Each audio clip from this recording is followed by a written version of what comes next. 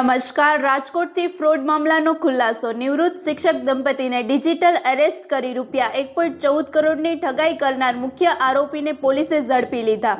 હરિયાણાથી yes બેંકના cells officer સહિત 2 શખ્સોની ધરપકડ કરવામાં આવી. બેંક કર્મીએ શંકર રાજપૂતના નામે એકાઉન્ટ ખોલી ફ્રોડના ₹1 કરોડ ટ્રાન્સફર કરાવ્યા હોવાનું તપાસમાં ખુલ્યું. આ મામલે અત્યાર સુધી પોલીસે કુલ 16 આરોપીની ધરપકડ કરી અને વધુ તપાસ હાથ ધરાઈ. વધુ સમાચાર માટે જોડાયેલા રહો આરપી ગુજરાત ન્યૂઝ રાજકોટ. તારીખ 19/11/2025 રોજ આ ગુનાના ફરિયાદીને તેઓના મોબાઈલ નંબરનો ઉપયોગ કરી સાયબર ટેરરિઝમમાં એમનો મોબાઈલ નંબર આવેલ છે. આ ઉપરાંત આધાર કાર્ડથી અલગ અલગ રાજ્યમાં બેંક એકાઉન્ટ ખુલેલો હોય તેવી ખોટી હકીકત જણાવેલી અને ફરિયાદીને ડિજિટલ અરેસ્ટ કરવામાં આવેલ હતા. અને આ ફરિયાદી પાસેથી ₹1,14,55,000 બળજબરીથી કઢાવી લેવાની ફરિયાદ સાયબર ક્રાઇમ પોલીસ સ્ટેશનમાં દાખલ થયેલ હતી.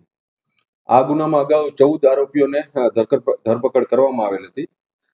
ત્યારબાદ ટેકનિકલ સોર્સ તથા હ્યુમન ઇન્ટેલિજન્સની મદદથી સાયબર ક્રાઇમ પોલીસ સ્ટેશનના પીઆઈ MA જણકારની ટીમ દ્વારા આ ગુનાના 2 આરોપી, જેમાંથી એક મુખ્ય આરોપી છે અને એક બીજો યસ બેંકનો સેલ્સ મેનેજર છે, તેમને હરિયાણાથી પકડી પાડવામાં સફળતા મળેલ છે સાયબર ક્રાઇમ પોલીસ સ્ટેશનને.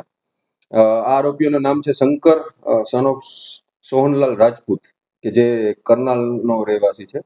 આ ઉપરાંત બીજો જે શુભમ રઘુવીરસિંહ, કે જે યસ બેંકનો સેલ્સ ઓફિસર છે, તે પણ કરનાલ હરિયાણાનો રહેવાસી છે.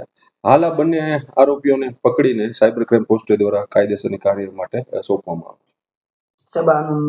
મુખ્ય કઈ રીતે આ રોલ ભજવતો હતો? આ શંકર અગાઉ આ ગુનામાં 14 આરોપીઓની ધરપકડ થઈ હતી. તે તમામના ખાતામાં પૈસા ગયા હતા, પણ એનો મુખ્ય આરોપી છે જેના ખાતામાં વધારે ગયા હતા પૈસા, એ છે શંકર સોહનલાલ રાજપૂત. અને આ એકાઉન્ટ જે ખોલવા વાળું છે સેલ્સ એક્ઝિક્યુટિવ, એનું નામ છે શુભમ રઘુવીર છે. કઈ બેંકમાં ફરજ બજાવતા? આ શુભમ યસ બેંકનો સેલ્સ એક્ઝિક્યુટિવ તરીકે ફરજ બજાવે છે.